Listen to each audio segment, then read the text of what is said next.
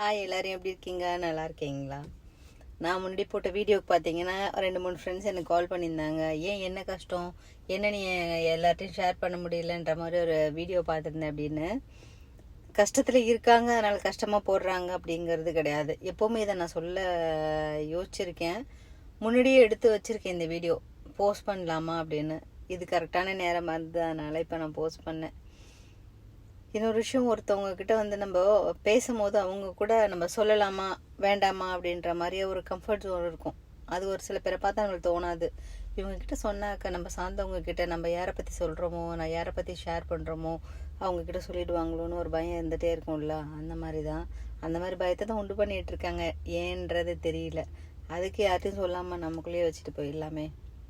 அதுதான், யாரையும் கஷ்டப்படுத்துறதுக்காக கிடையாது. என் ஃப்ரெண்ட்ஸ் எல்லாம் உண்மையாக தான் இருக்காங்க. இருந்தாலும் எனக்கு சொல்கிறதுக்கு அவங்க மேலே ஒரு போதுமான நம்பிக்கை வரல.